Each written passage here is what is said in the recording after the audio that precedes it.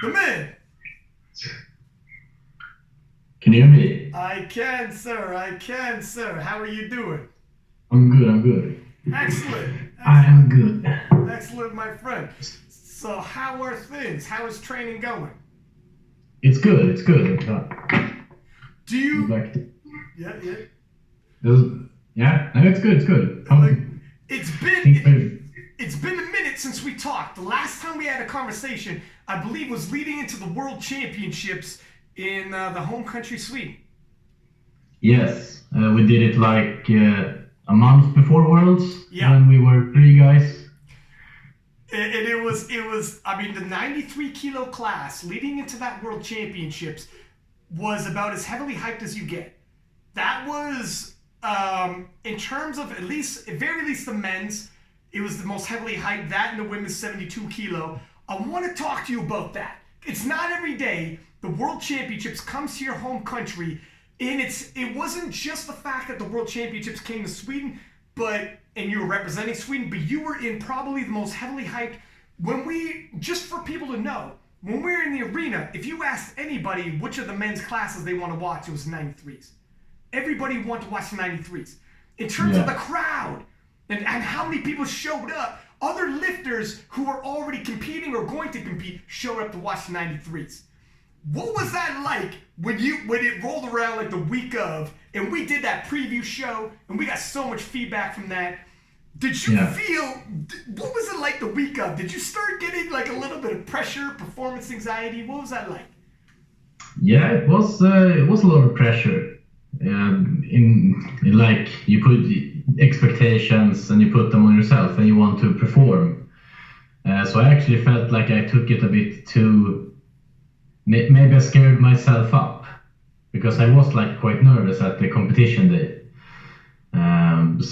But it was fun. It was really fun when it got over. But in the squats, I remember I was really nervous for some reason, even though I've been competing now for 4 years. Yeah. But it was very fun to get the hype going and stuff. Was this like by far the most pressure you had in a competition to date? Like this is the biggest? Yeah. Definitely. Because it not only was your first, like, did the World Championship come to Sweden, this is your first World Championships in the Open as well.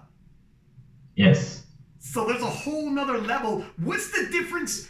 Was there a big difference between being in the juniors and the Open? Like, I've commentated the World Championships a few times, obviously, and the juniors are fun. The juniors are a lot of fun. But when the Open starts, it's like everyone's like, oh my God, 2 days to the Open. It's a different level. Did you feel that? Were you like, holy smokes, this feels different than any other year? Yeah, it's you can't miss lifts, then you don't end up on the podium.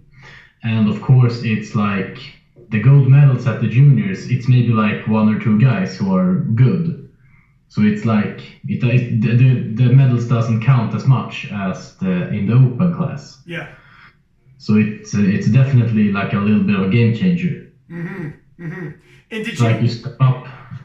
Yeah. And did you like the week of? Did you feel that tension in terms of rolling around the world, like the Open Championships? Did you feel when people seen you walking around, like there's a difference also between when you're a junior and you're walking around the arena, people may or may not know who you are. Yeah, I mean, you're junior, people may or may not. When you walked around in Sweden, and you're probably in the most heavily hyped weight class there was, and people knew the battle you were about to have, did it feel a little different when people saw you and were like, oh shit, there's Gustav, that's the big show? Yeah, it felt differently, definitely. And of course, the most reason was because it was in Sweden, I think. Yeah. So the biggest difference.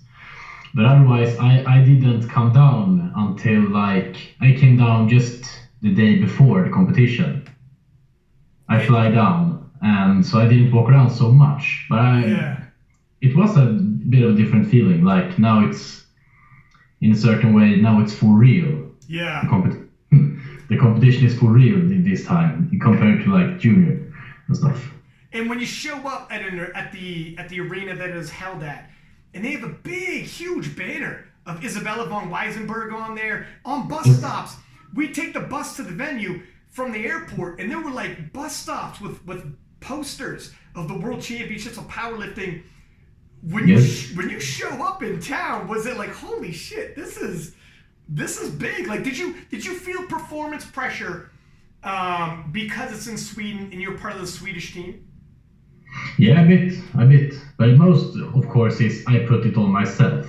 It was not like, of course, Eddie Berglund bombed out in '66. Yeah.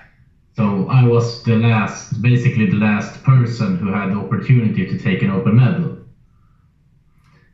in the men's team. So, of course, it became a bit of a pressure because of that. Yeah. But otherwise, the pressure was more like I put on myself that I want to do well and hit PBs and stuff, and hit my lifts. And you and Eddie are tight. You and Eddie are friends. You and Eric are friends.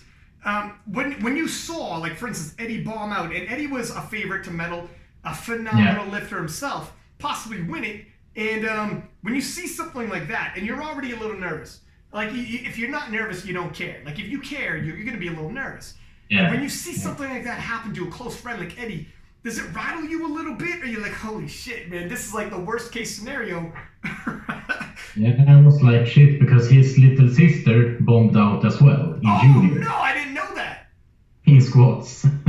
So I was like, yeah, he bombed out as well. And I was like, shit. And it was like obviously in bench, his best part. But so I was like, shit, now they're gonna ask me for, you have to take the open medal and stuff like that. Yeah. So of course it was a little bit, but Eddie was like, they had a new Eleiko bench. Yeah. Like they have a different pad, and he was like, I got different connection and stuff. But it was sad that he bombed out. Yeah, for sure. Especially Sweden has become, in terms of powerlifting, like just looking at these European championships in the 83s, obviously yourself in the 93s. I mean 83s. I keep messing up his name. If it's Eriksson Carl or Carl Eriksson. Erik Karlsson. Erik Karlsson.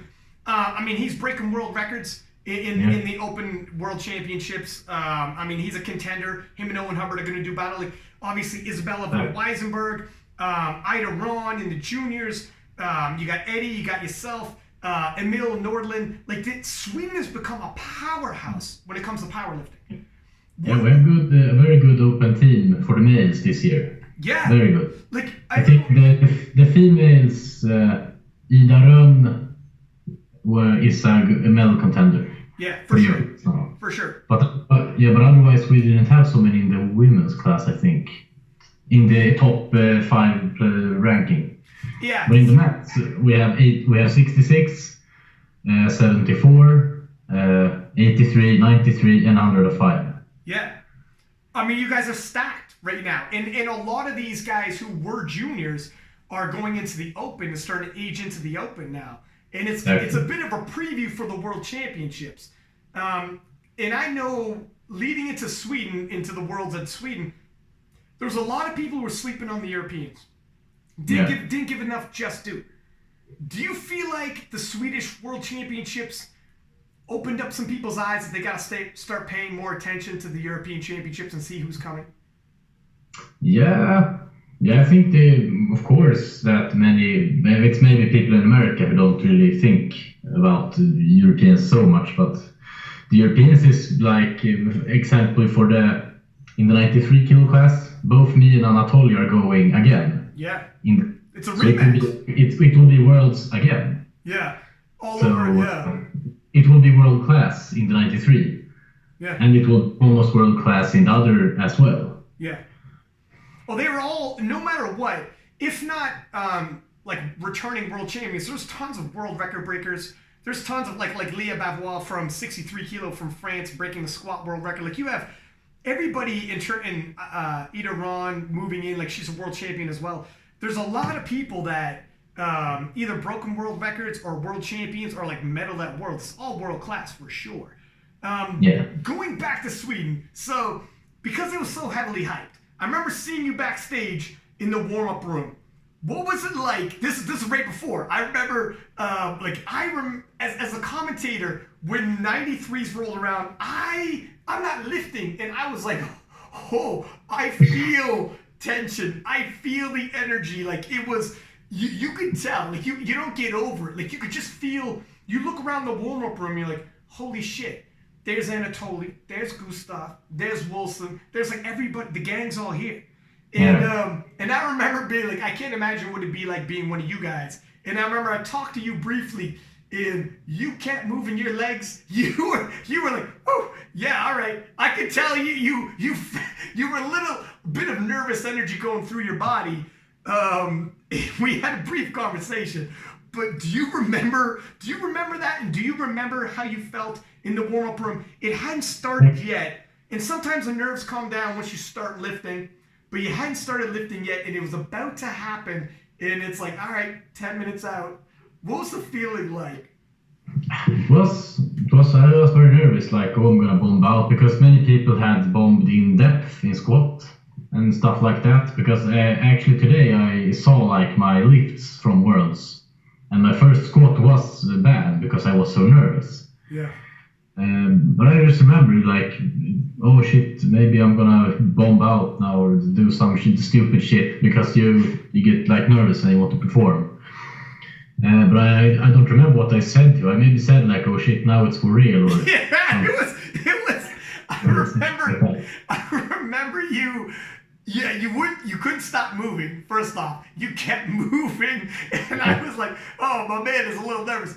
And you said, you know what? I'm gonna go out there. I'm gonna do the best I can. I didn't promise them. I'm gonna do 100%. That's all I can promise is 100%. You're saying all the right things, but you could tell, it's like, shit, man, this is. I couldn't imagine. Because not only was the 93 so heavily hyped, but the fact that it was in Sweden, and that Swedish crowd, Gustav, they went crazy whenever someone from Sweden hit the platform. Like, the reaction you got. Could you hear that crowd whenever you hit the platform? Could you tell? A little bit, but I usually have like headphones backstage, so I don't hear it then. But I heard and I felt it. That was probably the reason I was like nervous, because the crowd, and it was home in Sweden. So that actually made me most nervous, I think. Yeah. And then you put like, you're going against the best in the world, and you put that on top of each other. So then you become a bit nervous, but it turned out okay. Yeah, to say the least. I lift, so. Yeah, when you're looking around, when you actually see people, have you ever met Wilson and LS McLean and Anatoly? Have you met Anatoly before? No, I haven't met him before. Is it weird to see people in real life when you heard about him, talk to him? You guys even did a podcast together here. Is it weird to see each other? Like, when you saw each other and you're weighing in, do you talk? How is that? It was good, actually. Most people made it like cool. Yeah. Those people who didn't want to talk, they like went away and stuff. Yeah. But otherwise, it was like cool in the back stage area. We talked and stuff, and before weighing. Of course, Anatoly doesn't speak English. No. And my Russian knowledge is very bad, so we can only speak like a little bit. Yeah. But it was fun to see each other and talk. Yeah. It's got to be weird. It's almost surreal. I mean, I've been doing the commentary, and I've been to a bunch of worlds, and I've seen a lot of showdowns. And I'm telling you, it doesn't matter how many times I do it, it never goes away, that feeling. Like, I'm a big MMA, UFC fan, boxing fan, and George St. Pierre, before every big not heavyweight title fight, but every big title fight, he would get so nervous he couldn't sleep for 2 days, couldn't eat, and he's like, man, there's got to be something I could do about this. So he talked to like a seasoned veteran who had been fighting for years in the UFC, and he's like, what do I do? What do I do to make this like, the anxiety is the worst feeling in the world, anxiety, right? But the old veteran said to him, it never goes away. You just get used to it. It'll never go away. It's true. You get like used to it, actually. Yeah. But you have to feel it. There's no, you will feel those feelings. There's no, it's like anxiety is a terrible feeling to feel, but you just get used to operating and taking care of business, even though that's how you feel. Exactly. It's the people who become good are like usually people who can handle those feelings and and instead of making them do bad things for you, you apply them to go like a motivational thing. That's so right. You get extra thing, good stuff from it. Yeah. Instead of stuff. I think that's the key part to put those things together. Yeah. And I think that only comes through experience. Yeah. It's not like read, like oh shit and read, but you have to like experience it and compete. Yeah. To get control of it. Yeah, you can. I mean, even if you tried to talk to somebody, like, did you have people telling you before this World Championships? Do you like telling you in terms of mentally prepping you? Do you have like a senior lifter who's been around the block and tries to take you under the wing, or are you just showed up? It's Alexander Eriksson. I talk to them, of course, because we train together and stuff. Yeah. And he competes a lot as well. He has been competing since 2012, I think, something. So he has been on very many competitions. Mm-hmm. So it's him I go to for advice. Yeah.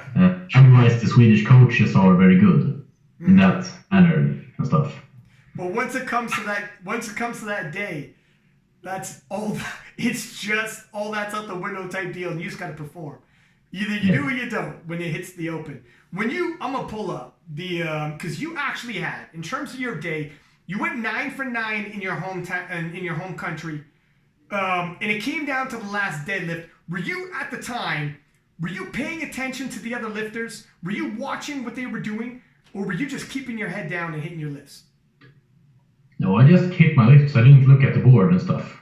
I just then put on what's good and went out. Because I think if you stand and watch the scoreboard and stuff and try to, then you just start to think so much, and then you lose your head for the lift. Mm-hmm. Mm-hmm. Usually, I would say. So if you have of course, if you have a bad coach, then you have to look at the scoreboard. Yeah. If you have like somebody who doesn't know what he's doing, then you have to do that. But if you have good coaches like the Swedish team do, they process it for you. Mm-hmm. You have to lift, and they put. Of course, you can say like I want this number, but when it's tight, then you have to put on what you have to put on to lift. Yeah, and you got to crunch those numbers. It's too much information to process. Yeah, pretty exactly. So I had 3 people do that for me. So I was like, yeah, do that. Give me my phone for changing music. So. That's right. Whatever sounds good. Did you know? So in between, at the top end, you had Anatoly, who had broken the IPF world record. You have yourself, who was a junior world champion. You had David Wilson, who was the American champion. And to get to Sweden, he had beaten the defending world champion and beaten Ashton Ruska, who had the unofficial world record. And then you had Ellis McLean, who's a 2-time returning world champion. And that's just the top 4, let alone Barry from Ireland, who's a monster bench presser. Now, of all those gentlemen, of the top 4, or sorry, even the top 5, including Barry, who's a world record breaker in terms of the bench press, you were the only one to go 3 for 3 in the squats.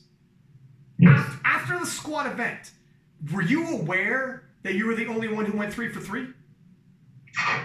I maybe threw a glimpse at the scoreboard and saw that, but it doesn't really. Then I started to warm up for bench and stuff. But it felt good to see that I made all the lifts and that we put the right number for the day. Yeah.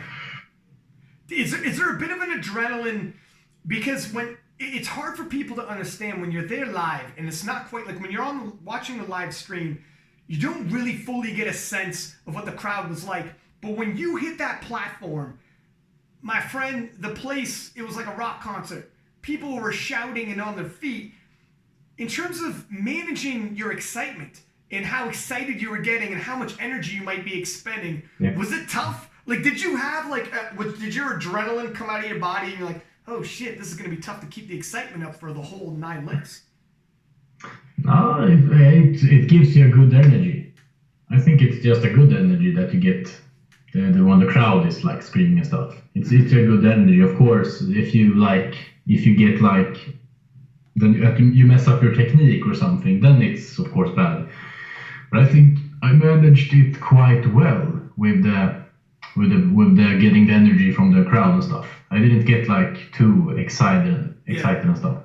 Yeah. So you keep your head like a bit cool. Yeah. Because you can do that. I've been in that situation where it can work both ways. You get too hyped and you don't realize how long a day it is, and you can't keep that up for 3 hours straight. You're gonna you have to do it for like squat, bench, and deads. And many people maybe don't realize that you do it in then you do it in basically 3 hours. It's a long 3 hours time. and 5 hours. Yeah, because some people post like they do a max deadlift on Monday, and then they do a max bench on Wednesday, and then they do a max squat on Friday. And like, yeah, I did this total, but I have to do it in 3 hours, and they're like, what?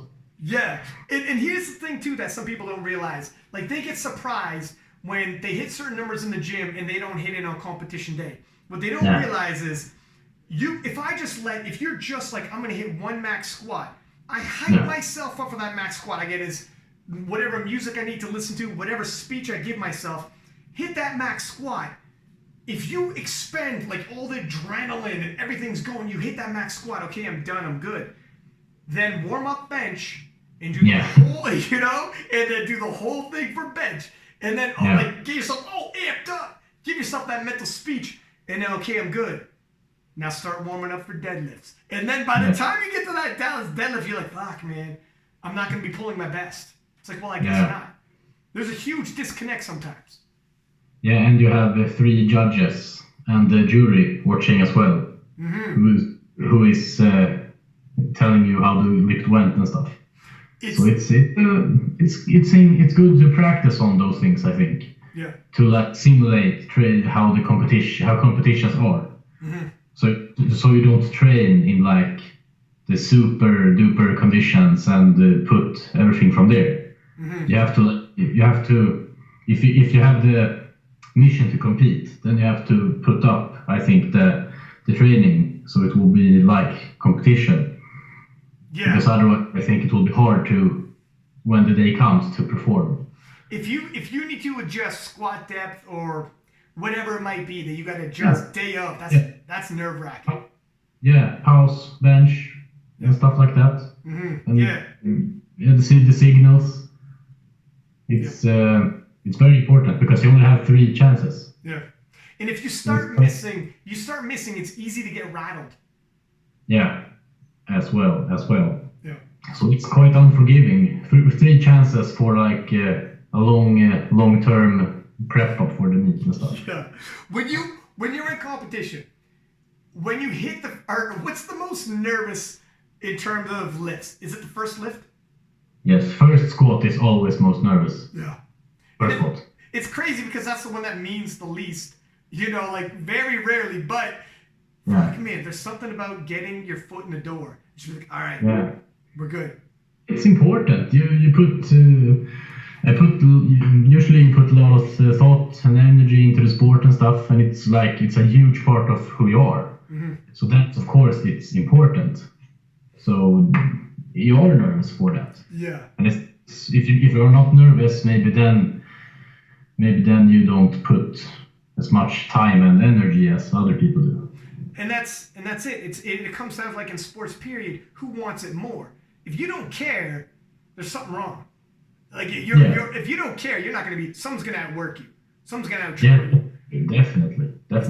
It's the little things. Did you have, because it was in Sweden, did you have friends and family come down? First off, just for people who don't know, so you're in Stockholm? Yeah. And how much of a trip, like a flight, is that? It's it's like 50-minute flight. Okay, not too bad. Minutes. Did you so have? So car, it's like 5.5 hours. Oh, that's not bad at all.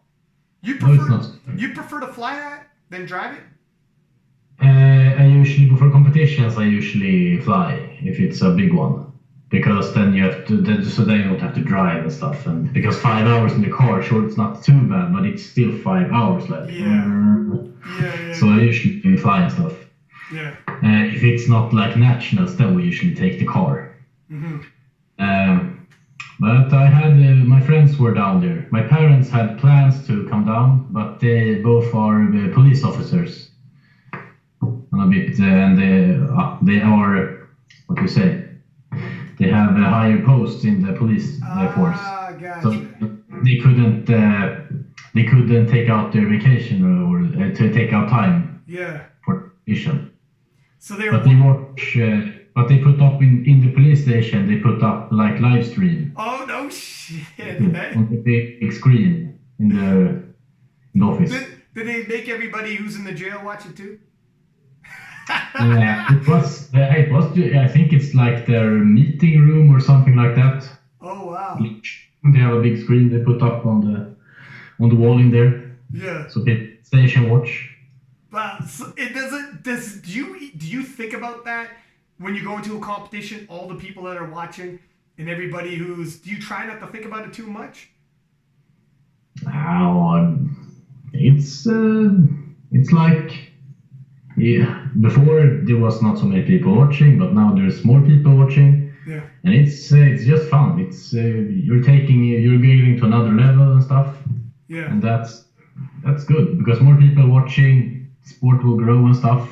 Yeah. And the chance for me to grow will grow as well. So yeah. It's a good. When you on the day of, so was it when you walk in there, everybody's got a game plan, and to go 9 for 9 in medaling is probably the game plan as well.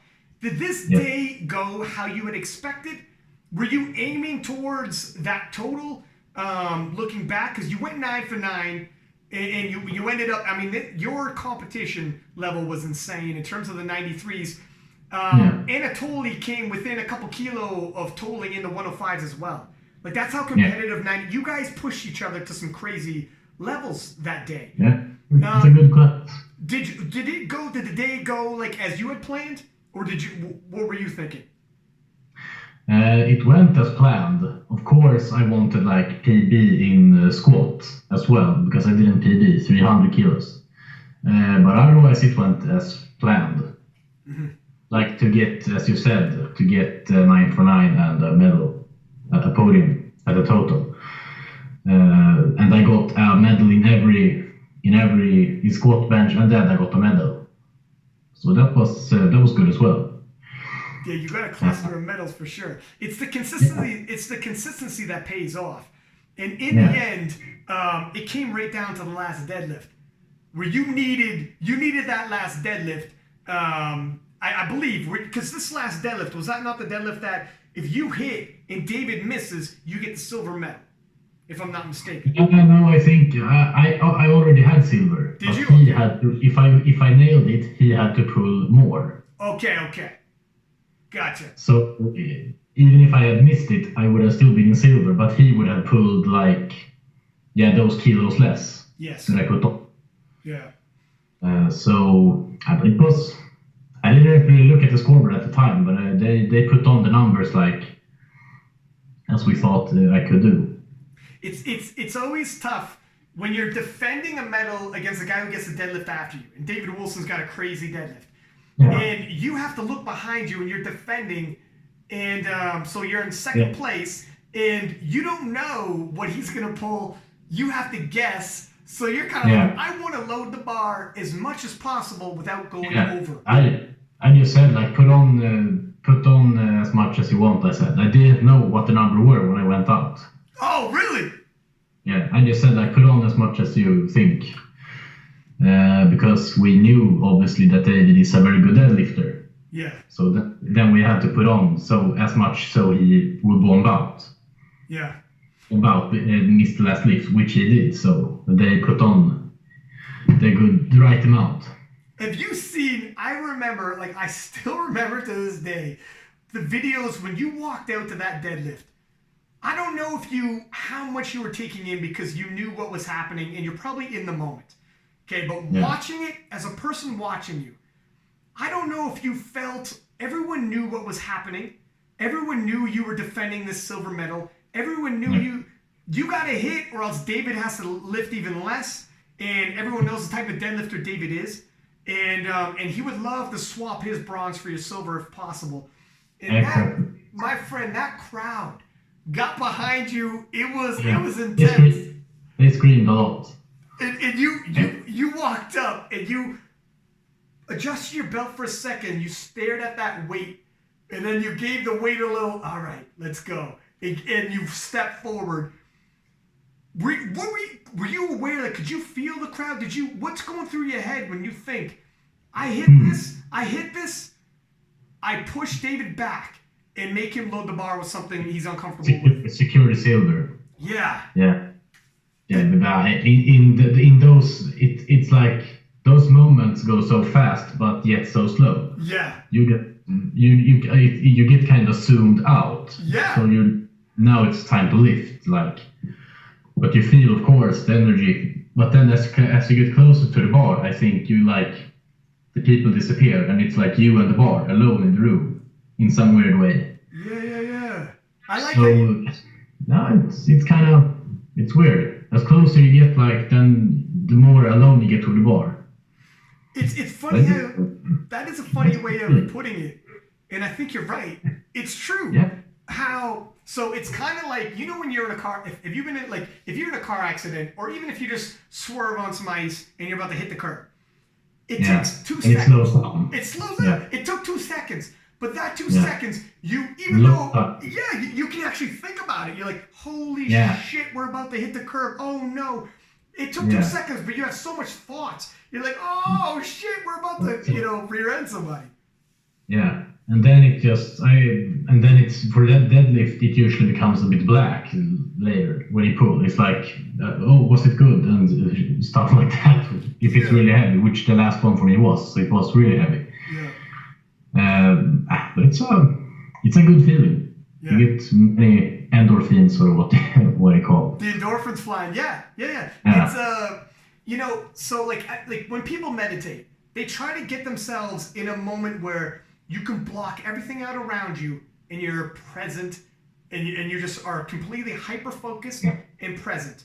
And in life in general, if you try doing that, it sounds easier said than done. It's extremely hard.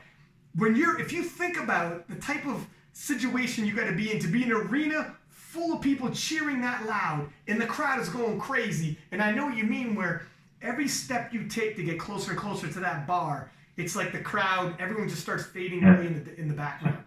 And it's you in the bar, darkness. You don't even see it ahead of you. No, it's like, it's you alone in the bar all of a sudden. Yeah. In this big arena. It's a good feeling. It's like it's something you have to do it to appreciate it. Yeah. It's hard to describe, actually, like that feeling. And you're so nervous before, and then you go out and do it, and it's like it's a good feeling. If you weren't nervous, that wouldn't happen. You can't fabricate that. You can't. And then the feeling afterwards. If you weren't scared, you weren't nervous, you weren't in the middle of a battle like that, it'd be like whatever. So then it's like, oh shit, so I can go home now. But you don't appreciate the moment. Now, when you hit that last deadlift, you knew you went 9 for 9, and I'm assuming you knew you had defended the silver medal. What was it like? What was the feeling knowing, holy shit, in the most heavily hyped men's division, I just went 9 for 9 in Sweden and took a silver medal in a murderer's row of contenders. Yeah, it was a really good feeling.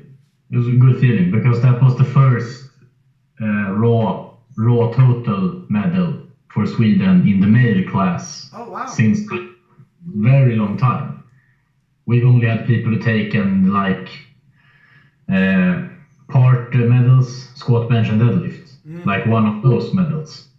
But for a total medal, we haven't had open male do it since they remade the IPF. Oh, wow. We've only had women do the total medals. And did you know that? So you must have knew that going into this competition. Yeah. Everybody told me that. And were you like, dude, stop telling me that. I don't want to think about that. Like, did you think about that leading into this? A little bit, because Eddie bombed out. Because Eddie had a chance to take a total medal as well. And then it was like, Eddie bombed out. Shit, now you're like the only one left.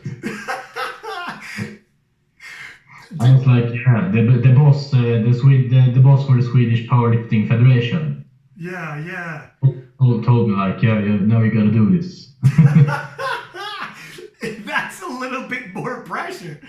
I mean, it's like the night before. Can you sleep? Can you eat the night before, or are you like, you do? No, I'm not like that nervous because I sleep very good before competitions. Yeah. I usually take like a little. It's like a pill for allergy or something. Is it melatonin? Something. It's like a very. It's a very easy pill to get. It's very light. Yeah. It's like if you have like some flu from grass maybe or something like that. Yeah. So you sleep a bit calmer then. You don't wake up and stuff. Mm-hmm. I actually take one of those and like sleep. Yeah, if possible. So after you hit that, you go 9 for 9, and you take a silver medal. Is it the feeling of, is it relief? Is it because, oh my God, we made it, I didn't bomb, I didn't let anybody down? Is it joy? Yeah, that was good. Of course I wanted gold and stuff, and gold and world record. Of course I want that, but it's like in the open class you can't just walk in and take stuff. Yeah. It's hard. So then it's like a silver medal and 9 for 9. That's good for being my first open world. Mm-hmm. Open world. Mm-hmm. Yeah. But of course I want to take. I want the gold. That's it. That's what I want. And what's the feedback you got? Like when it all happened, and your mom and dad watched this live. Is everybody messaging you? And when you go back home, what was it like? Yeah, it was very many people messaging me and stuff, and people from my work also watched the stream and stuff. So a lot of positive feedback, and I get very good support from the company I work now. Yeah. With help. So it's very good, positive, and it brings so many more stuff. I get like material for my new sponsors and stuff. Mm-hmm. It's just good things happen from it. Yeah, doors open up, possible sponsorships. Yeah. Do you feel like now, since that happened and everybody was watching, it was on the Olympic channel, and some people don't realize, like when we went on the Olympic channel, it wasn't just even powerlifting people who were watching. Like some people watch the Olympic channel because they like Olympic sports. So they'll put it on in the background and be like, what's on today? Because they're just sports nuts. And they're like, what's on today? Wrestling. I'll watch wrestling. Downhill skiing. I'll watch downhill skiing. So then when it was like, what's on today? Powerlifting. They're going to watch powerlifting. And some people who had never seen powerlifting before watch this and were like, oh shit, I think I like powerlifting. That was their introduction to the sport. Like you guys are breaking new ground. So you have all your powerlifting people and then a bunch of new people. In the Olympic channel, ordinarily, they might tweet out, 2 o'clock downhill skiing, don't miss it. When powerlifting came on, the ratings were so good, they were tweeting, like it was, man, we were getting emails like, holy shit, people are loving the powerlifting. Like the feedback was insane. That's really good. Yeah.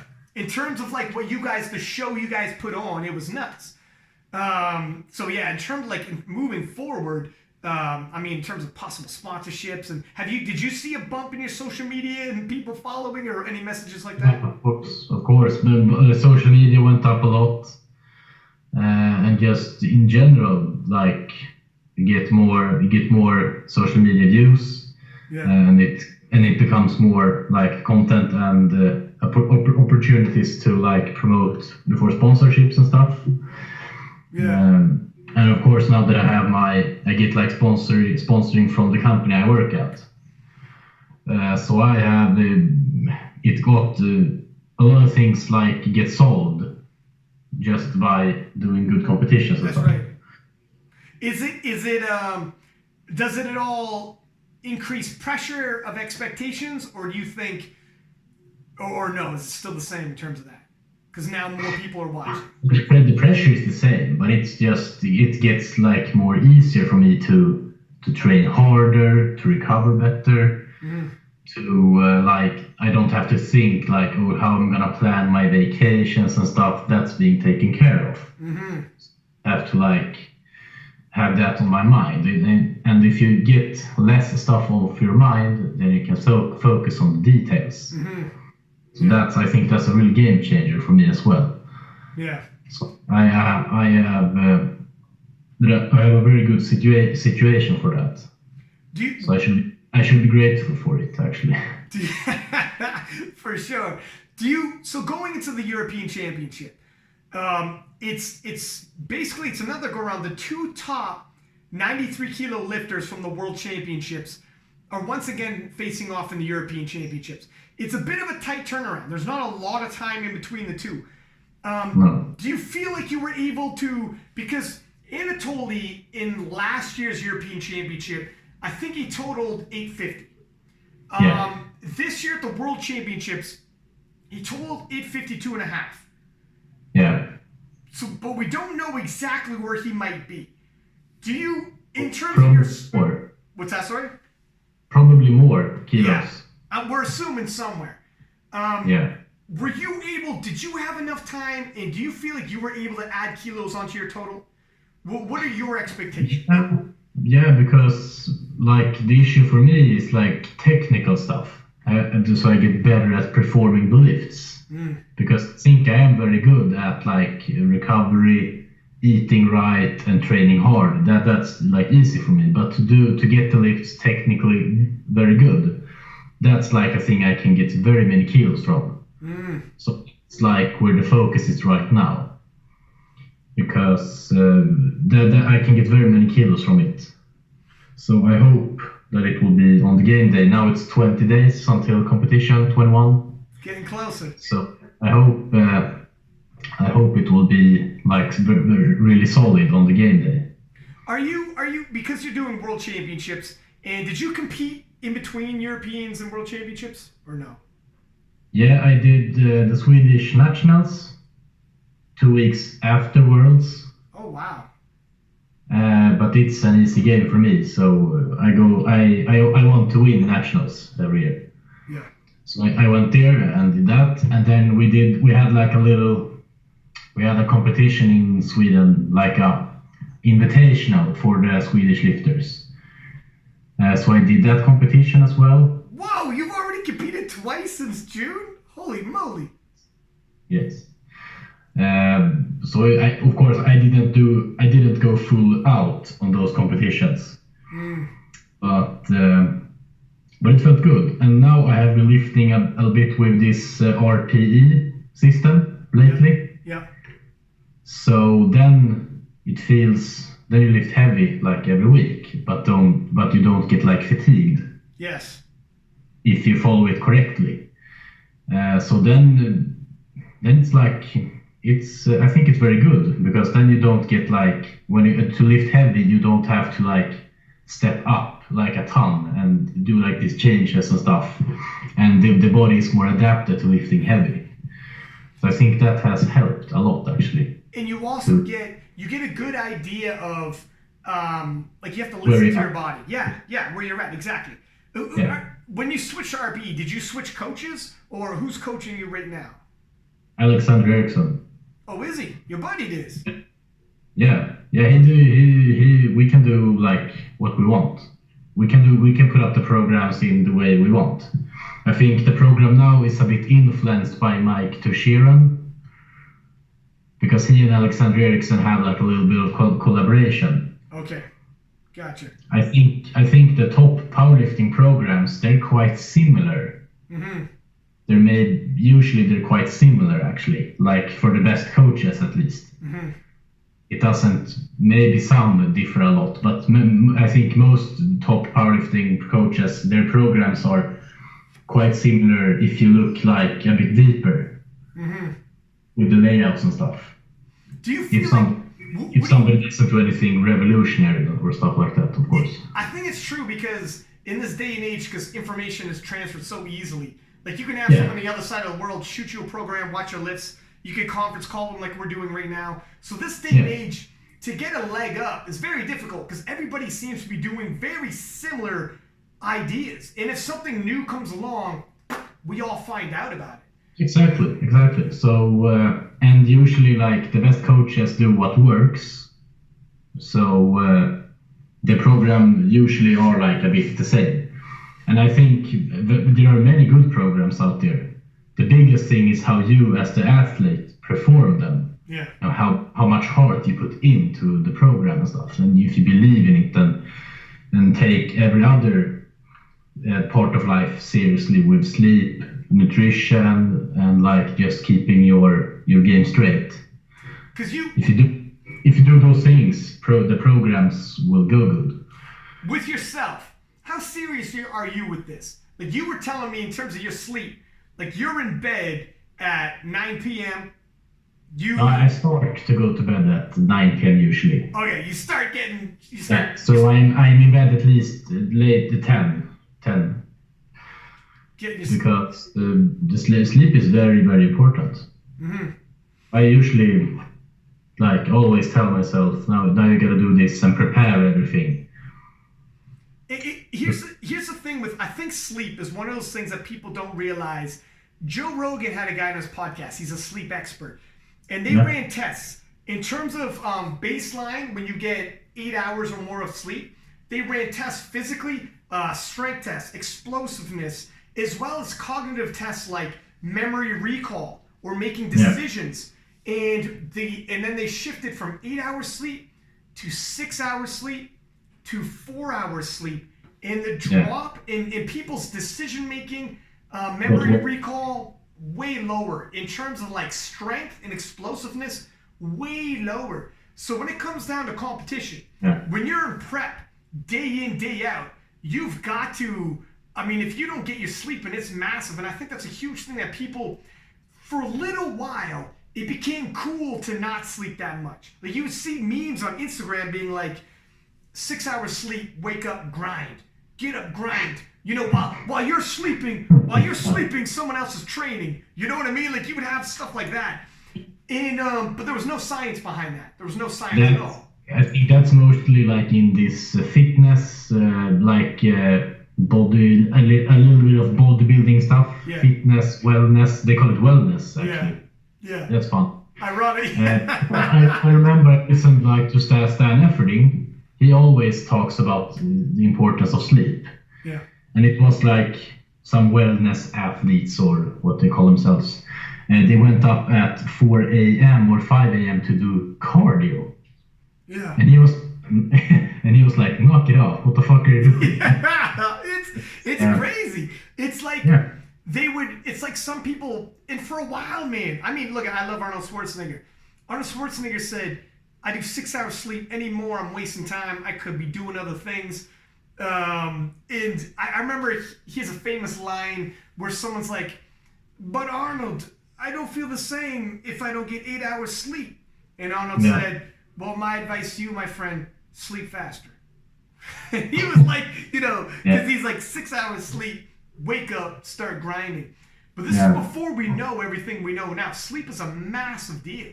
And if you can't sleep the night before because of nervousness or whatever, like, how do you handle, for myself, sleep's always been an issue. And you were saying you start getting ready an hour before you fall asleep. Do you have like a routine? Do you have like, what do you do to get yourself prepped so you can be so consistent? My routine basically is I make everything ready. So I don't have to like walk around, shit, I gotta do this, I gotta go do that. I prepare my breakfast for the day after. I lay out like the clothes that I'm gonna wear. Oh shit. I prep everything, so when I wake up I can just take everything. Yeah. And I usually think that's to save time, because when you're working and you're training in sports, you have to like make time. So that's why I do like food prep, and I make like time so I don't have to stress during the days. And stand in the kitchen and do all this stuff that you can do, like you can do it so much more efficiently. It also eases the mind to fall asleep. Yeah, so when you have everything done and stuff. Yeah. So and then you get so much more time during your day, so you don't have to always be like stressed out and like. Because then you get like your head is on full steam all the time. Yeah. Then you get tired. Oh shit, I'm so tired. I very seldom feel like tired in that way. Really? See, you know what? Yeah. It's funny. You said you don't have to wake up, figure out what am I wearing, what am I having for breakfast. That is so me, man. That is like I am that dude who wakes up like shit. What pants am I? I'm gonna wait. Yeah, I got mismatched socks. My shirt doesn't match my pants. I got shit in my head, and I'm like, I'm just gonna have cereal again. And funny enough, man, I got a hard time falling asleep. But maybe there is something to do with like get things in order. Even like they say, even how you keep your bedroom. If things are tidy, you got a made bed, things are clean. Easier to fall asleep, less clutter, you're less stress and anxiety. If things are cluttered in your life, it's hard. Yeah, and try to put away like the phone so I don't lay in text and stuff like that.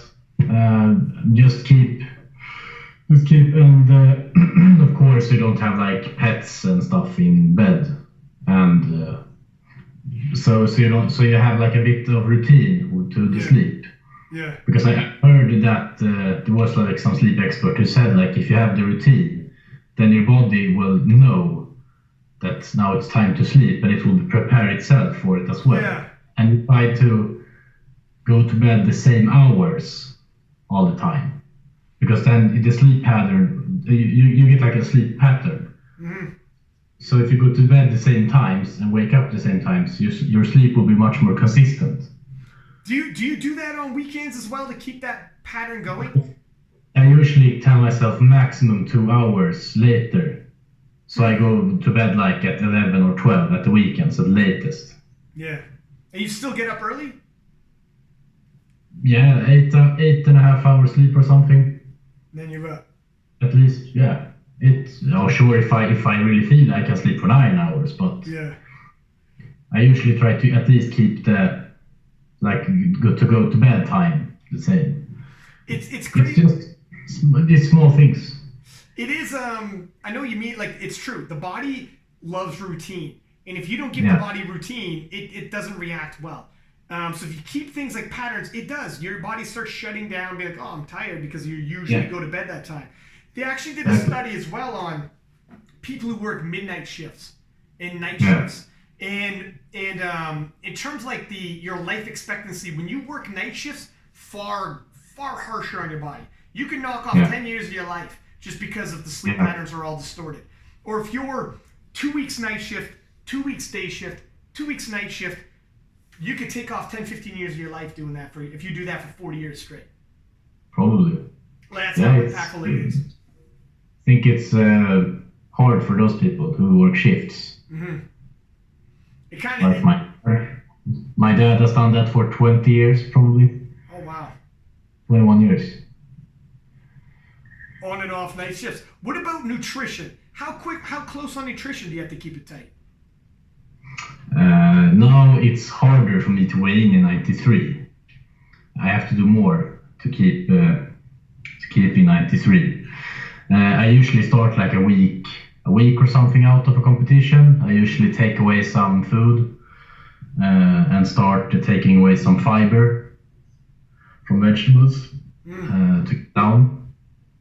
And I usually eat clean during the whole year. I usually stay the same, like year round. Mm-hmm. But I've added a bit muscle, so even though I eat clean, I still weigh like 95, 96 kilos. Yeah. And would you think about doing a water cut, or no? You don't want to do water cutting. I don't have to really do water cut yet. I usually go down to 93 by just taking away some of the food, like a week and a half before I start, so it doesn't hit me so hard. Mm-hmm. But sure, maybe in 2 years I will have to do like a water cut or something. Because it's kind of dicey because like food is your gas, it's your energy. It's literally your energy. So you can take it down, but then you don't want to impact performance by lack of energy. So then you start being like, do I want to do a water cut for 1 kilo of water is nothing, but then it gets how many kilos of water are you willing to do? It starts becoming a bit of you'll cross the bridge when you get there, but this is look at your rate with how much weight you're lifting, you're going to start adding muscle mass. And these are conversations you're going to do. Like how far of a water cut would you be willing to go And do you think you would ever move to 105, or are you thinking you got plenty of room with water cutting? I got a bit. I probably got like 3 years in the 93 kilo at least. Yeah. Because I can do so. You can do some hard cuts. If you do them correctly, then they will work. Yeah. So I guess I have like 3 years left or something in the 93. But then obviously for my height, as I am 179 centimeters long, I will end up in 105 sooner or later. So it's just a matter of how long it's gonna take and how much I want to do the cut. Because in like 1 or 2 years, I guess the cut will be harder every year, as I'm noticing now. Yeah. Yeah, so it will just be a question of how much I want to take it. In terms of, because I watch training videos and repost them, it never looks like you're ever like super grind. All your lifts look super clean and easy, smooth. You're never grinding. Do you ever hit some top singles in training just to test out where you're at, or not like total max, but do you ever grind out? Because I don't know if I've seen you grind in the gym ever. Now I've only had like RP8. I have not had like RP9 for a single. I only had RP9 or 9.5 for like sets of 3 or 4. But usually we don't have a RP9 for a lift. Maybe in the like further from competition I can do some heavy lift for testing. Yeah. But usually I don't know. I don't usually grind so much actually. It's weird because like I know it's one of those deals where because your lifts are moving so smoothly and like it's hard to gauge sometimes like how much more do I have in the tank, and do you ever get like I feel like I should grind harder or lift a couple heavy just to see, or are you just straight like I don't care, I'm sticking to the RP? Because you strike me as the type of guy who's going to be disciplined and never veer off. And you're never going to be like, let's just see where we're at. I usually, if I do like bad technique, and maybe it's very little, like so I get the right amount of leverage in the deadlift, then I usually be afterwards like, I want to redo the session. I feel like I want to re-pull. Yeah. Re-pull the heaviest one. But then usually I calm down and like, no, next week I do it. Yeah. Like next time, and I maybe write down some notes from the training session on what I want to improve for the next one, and ask if like for some what should I think about in the lift, and I write the cues down, and for the next session I improve. Because you train with your coach, is that right? Yes. So it's pretty hard to veer off the program. If he gave you an 8, he knows he gave you an 8, and you can't really hide it. If he's like, hey man, what are you doing today? That's not on the menu. Exactly. I usually have now it's of course close to competition. Then we have a program that we update every week because we put in the RPE and the total kilos lifted. And then the program counts out stuff, so we get like hertz and all this data. So for the next week, then we program the program for how it's gonna be. So then we get feedback all the time. Yeah, on point. So feedback. Then it's hard to do some stupid shit. But usually in the like training, like when it's far from competition, in training season. Sort to say, then I have more playroom to do what I want to. I get like a program with like I get the basis of a program, and then I can like do some adjustments in the program as I see fit. Training with your coach and having hands-on like that, how much better is it to have someone who actually takes your numbers for feedback as opposed to someone who just gives you a template, talk to you in a month? Like he actually sees your numbers every single week.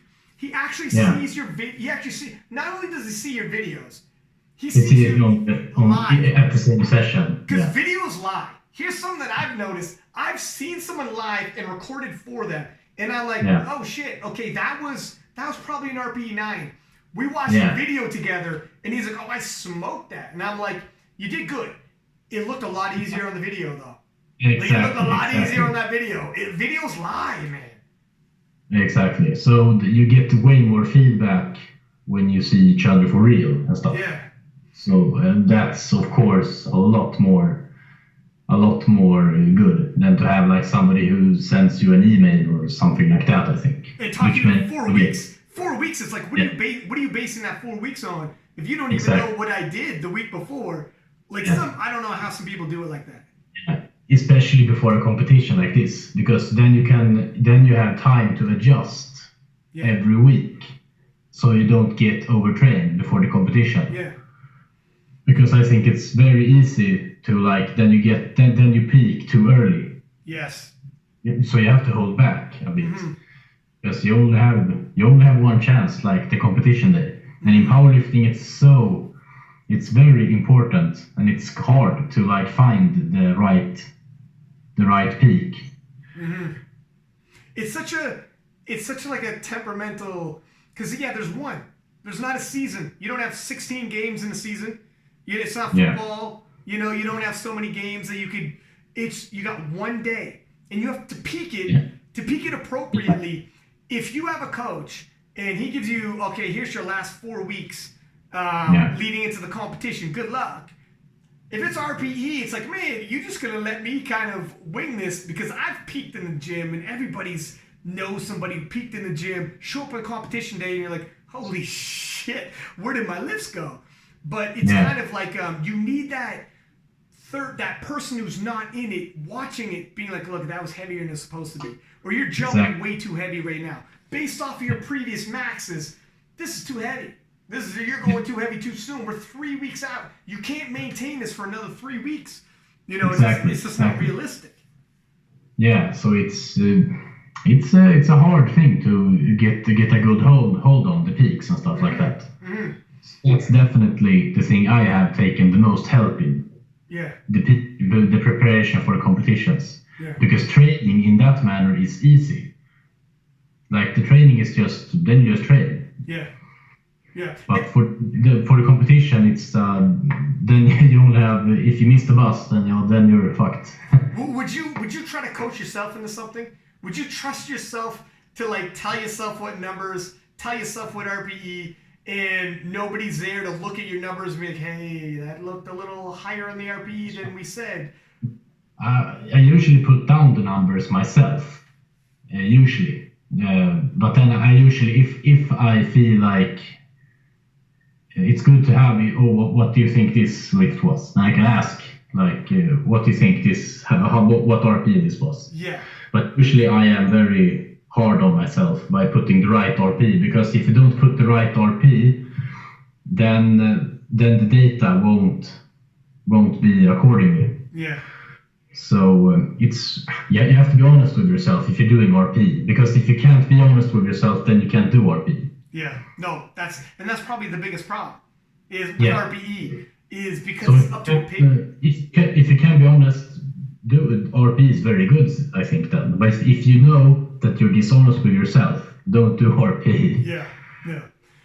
So leading into this European Championship, are you expecting like both of you guys to jump up in weight? How do you think of this? Is it because it's tough given the Sweden situation in the World Championships? How your host nation was hosting and everything that went around it. Is the excitement level the same when you're going to face the same guy over again? I know it's like he's the reigning world champion, so it's exciting to go against the world champion, but nothing is going to quite be like that Swedish championship. Is it tough to like get back up for it emotionally and motivation-wise? How do you approach something like this? I actually think it's... I'm so hungry to get better. So I just think it's fun to compete again and to prove myself that I can be a much better lifter.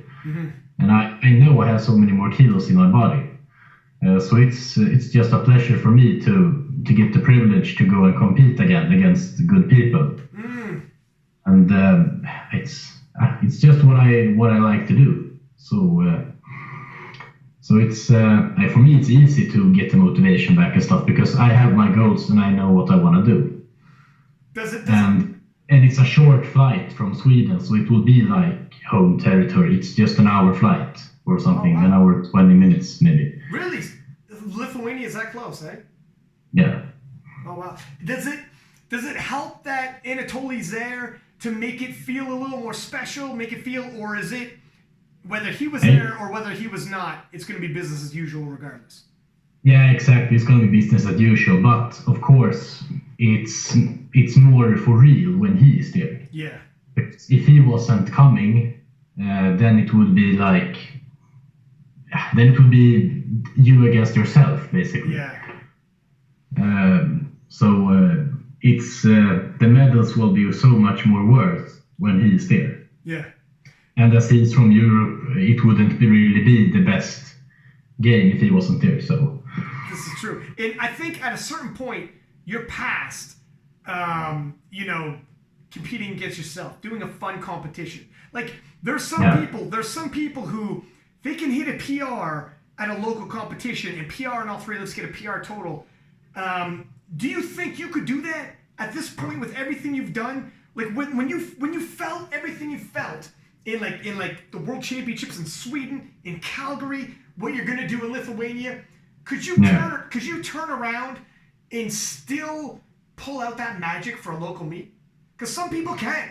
Ashton Ruska and Jonathan Keiko, they hit unofficial world records at local meets and they can get themselves up. They don't have to worry about anyone else, so they can do their own numbers, which helps.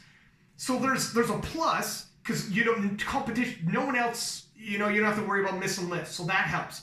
But when you've done enough big competitions and you felt that excitement and it gets you juiced up, the adrenaline, without anyone there and it's just you against you, it gets tough sometimes. You're like, fuck, you know what I mean? Like, would that be hard for you, or do you think you still could?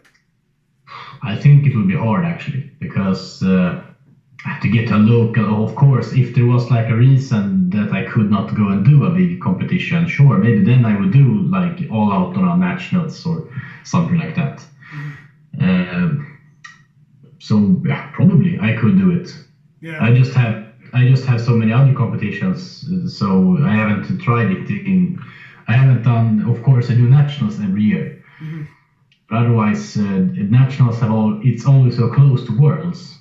So I just do what I can do for that day. That's crazy that nationals is 2 weeks later. Because here's the thing, your situation, it's okay. But let's say in the future, 5 years down the road, somebody comes up in Sweden who is neck and neck with you, and you guys are neck and neck. Hard. But they changed this next year. It's good. In like March or something. Okay, that's big. It works. Yeah, so they changed it now. I hope forever. Now, here's the situation, though. This is where that'll be tough. If you win Worlds and you go to the SBD Invitational, that's in March. Yeah. And you got to cross that bridge when you get there. What do you think about the SBD Invitational when you heard about it? Oh, that would be a cool competition, but they invited Anatoly from '93, and they invited this guy from Algeria, which I beat at Worlds. Yeah. And because they got. I think the way they're doing it, the reason why they wanted, so they took the from Africa as well. Right. That's right. Yeah. Region. They wanted someone from a region. So yeah, so I guess so too. So because first I was like, what the fuck, I beat this guy. Yeah. First, but then I was like, of course they want from Africa, because me and Anatoly are like quite the same in that way. You might want to set aside a little money and buy a cottage home in Africa. Yeah. I have an African residence, so you're stacking the deck to make sure you go. So is this because of how close you are with Anatoly, how close everyone is in the 93s? David Wilson left, but Jonathan Keiko won, and Jonathan Keiko, unofficial world record total, 867.5, I believe, if I'm not mistaken. What are you anticipating for European Championship? For yourself in terms of your total, and what are some of your goals for 2020 in Belarus? I know it's a little ways away and a lot of things can change, but what are some of your goals that you want to hit? For the Europeans, of course, I want to do I want to do a really good competition, to go 9 for 9 and get a good squat, good bench, good deadlift, and just have a good fight with Anatoly and see where we end up. Yeah. And give everybody a good show. I have a really good feeling before this competition, actually. So I feel very strong, and I feel my body is really healthy and stuff. So I have a really good feeling. And for 2020, I want to, of course, go to Worlds, and I hope to go to Nationals before Worlds and get a gold medal, and then go to Worlds and see which people come. If Jonathan Keiko come to as well, it would be fun to see like a new gang, because then it would be a really good crew. The numbers will probably go up very much. Yeah, it keeps getting tougher, right? It doesn't get easier. You guys are getting stronger. And new people enter the fold. Like, powerlifting is never the same crew. It never stays the same. Like a bit new people and stuff, and they push each other, and I think it will be fun. And to go back to Belarus again, and I think it will be good. And then, of course, maybe we have some invitational competitions later in 2020, and I mean, because now the World Championships have the SBD Invitational implications, where if you win, you get to go to the SBD Invitational. And, I mean, there's some money involved, if there's world records, if there's whatever. They haven't really disclosed how the cash payouts are going, but it's over $300,000 American, so it's a sizable amount. And I'm assuming the production levels, in terms of the production and what they're going to put forth, and that's year one. But I mean, who knows? 2021 and there on after, it's only going to get bigger and bigger. Yeah, it will be fun to see what happens with that competition, if it's something that will be every year. Mm-hmm. What they're going to do with it, and how the payments are going to be. If it's only one person who gets the cash prize, or if it's like how they will divide it. It will be interesting to see. Yeah. But it's a really good start to get like some cash payments in the competitions. Yeah. Yeah. I think that's a really good step for the sport. And looking ahead, Belarus, I'm assuming the goal is for the gold medal. And you're right there. What do you anticipate is going to be like a winning total? Here's the thing with winning totals, and it's so funny, because when we were going into Sweden, everybody had I don't know, maybe 860, whatever. Like, you never know. And then when you show up the day of, you realize, like, sometimes when you look at certain guys, you're like, oh my God, this guy can lift this much. I have to do this, that, and the other to beat him. And then you find out the day of, I don't necessarily have to do that much. Like, it's sports. Sports are like that, and you can get emotionally. Stuff happens. Stuff happens, man. People. You assume, like David Wilson, when he went to Sweden, to make it to Sweden, he had to beat Ashton Ruska, who's an absolute monster. In sports, like, anything can happen on any given day. So, have you kind of set aside chasing certain numbers? And you're just like, look, I'm going to do whatever's going to be there that day, and whatever happens, happens. And you're not emotionally attached to numbers and crunching numbers?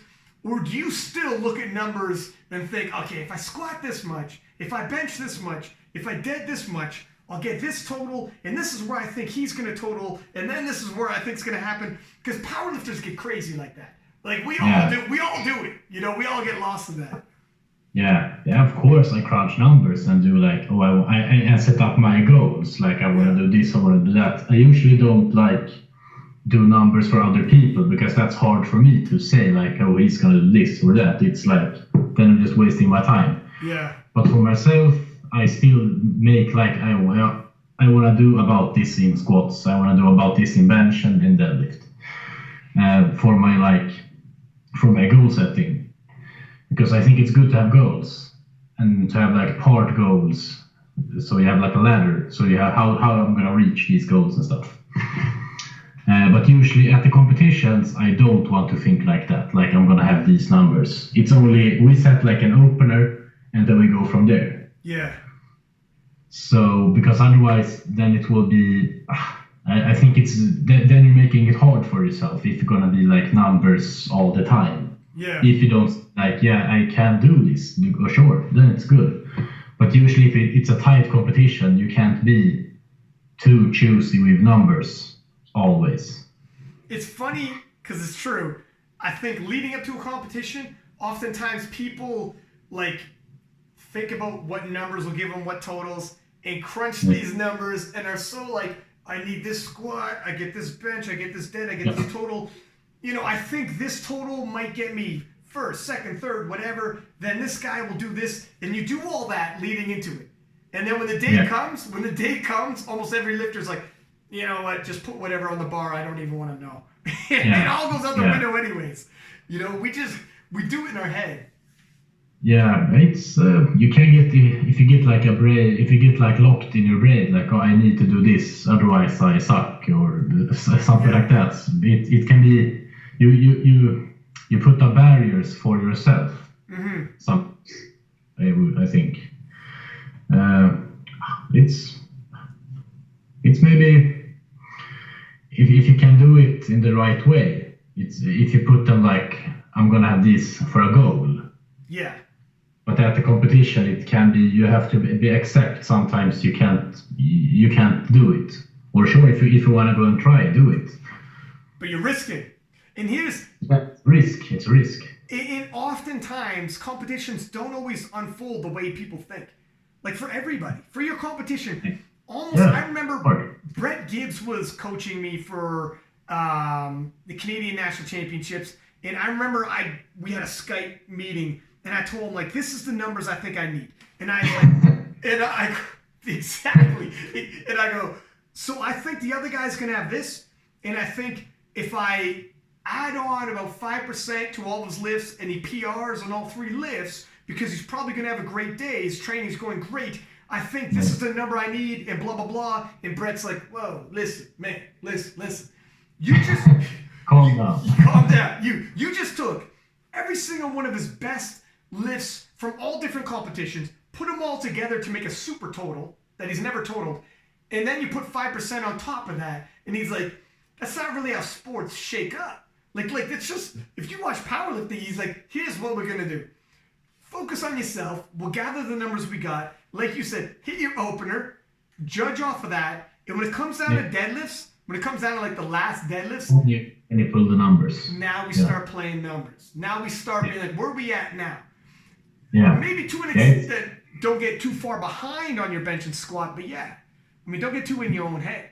Yeah, do what you have in your body. Mm-hmm. If you feel like you didn't leave any kilos on the table, then you're good to go. Yeah. Do your best squat, best bench, and best deadlift. I usually see it like that. Yeah. Do your best in all the lifts. Here's the thing. Almost, if ever anybody goes 3 for 3, 6 for 6, 9 for 9, every single time the person's like, I think I had more. Yeah. Everybody thinks they got more. And it almost never, nobody ever walks off and be like, that was it. I didn't have a kilo more. Almost everybody's like, I had a little more in me. 5 kilos here. 5 kilos there, 5 kilos there.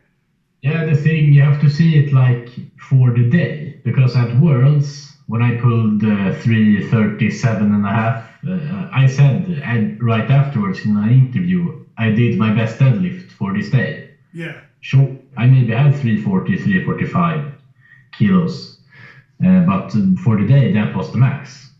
Yeah. Well, I think you have to separate like what you can do in like the super condition and what you do like for the day. The day's best. Yeah. It's true. You got to gain perspective. because on any given day, there's so many intangibles at play. And if everybody just had how many times, if you just look at the nominations, if it was just by like your potential, we just got to send in nominations. You don't even have to show up. But look how many times we see jockeying around. It doesn't necessarily matter what your nominations say. Do you even go through nominations? Do you go through nominations to scout people when you see them come up? Do you even bother? No, I usually, the history has been like the nominations are so, they can be like real cowboy stuff. It's like some people are nominated at like 840, 850 or something, but they come and they don't even show up.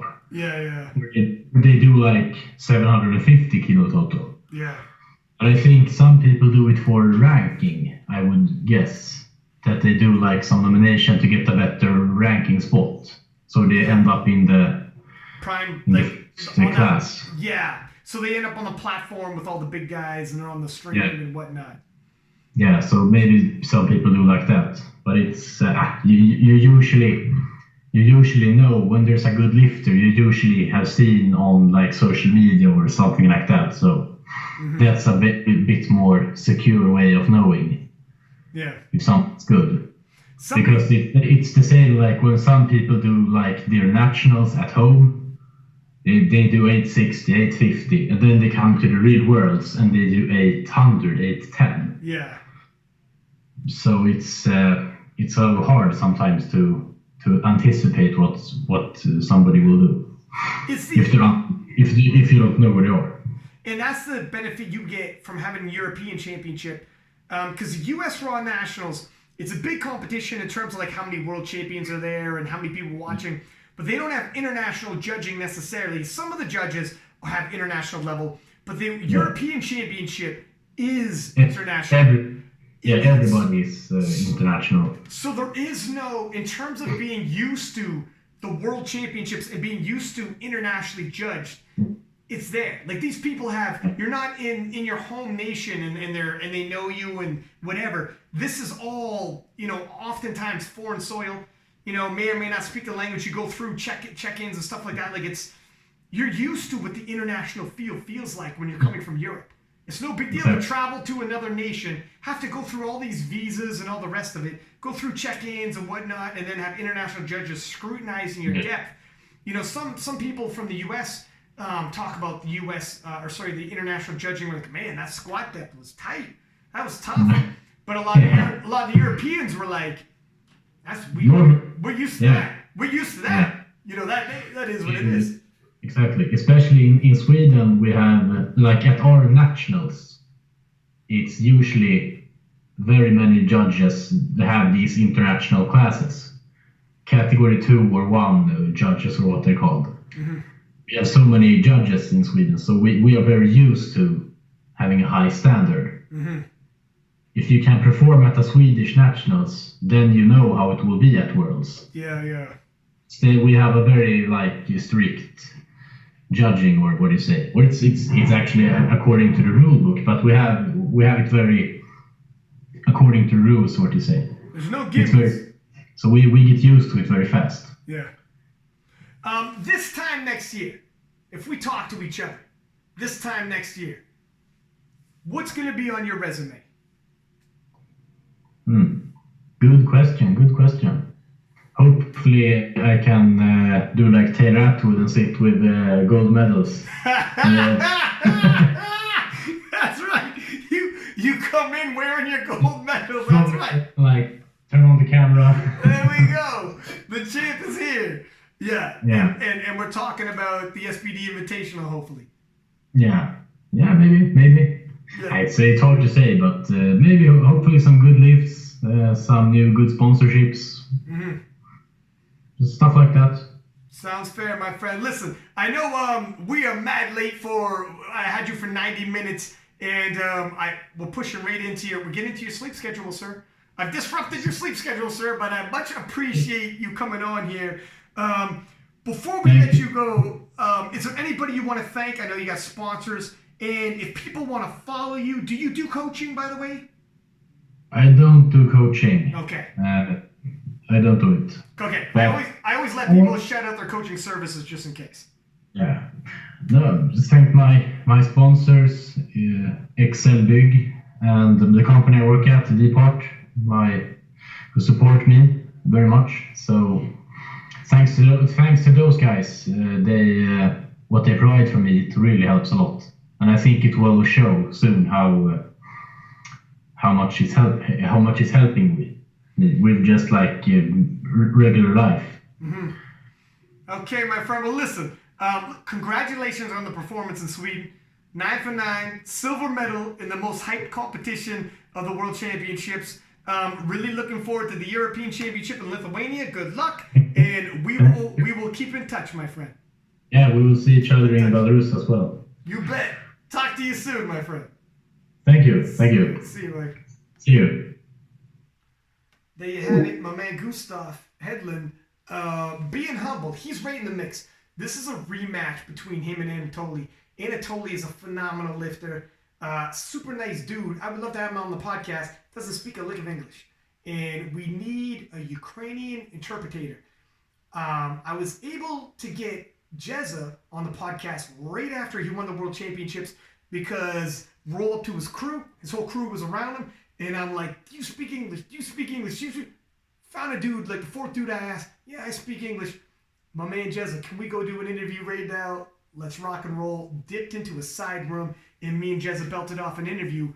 But when I had Anatoly, I was asking around, and none of his boys really knew what I was talking about. And Anatoly wanted to, he's like, I don't know what you're talking about. He's like, you want a picture? I'm like, nah, well, sure, but that's more than that. So, gonna try to get Anatoly, but yeah, I mean, him and Gustav had a hell of a show in Sweden. I'm sure they're gonna have a hell of a show in Europe. I'm not sure where Gustav is in terms of his total, and I'm excited to see, because based off of his training, the way he's shifting this weight, he's right on point with those RPEs. Some people lie. That's RPE 8, and that was an RPE 10. This dude is right on point with his RPEs. You could tell by his sleep schedule, by his nutrition, he doesn't play. So if the schedule says RPE 8, he's RPE 8. Judging off his training numbers, I mean, he could have a massive day at the European Championship. It's a good preview to the World Championships. And on top of that, Anatoly, in terms of what he might be bringing, he hit 850 last year's Europeans, hit 852.5 at the Worlds.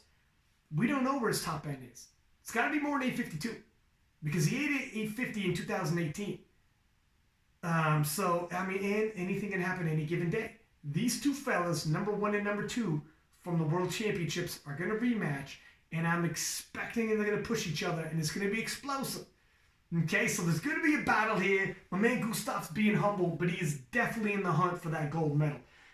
So we'll see when we do the preview show. There are some other 93s at the European Championship that we got to keep an eye for. We will have a preview show where we're going to analyze it, and we'll give you guys the goods. Until next time, Six Pack Lapidat. Peace.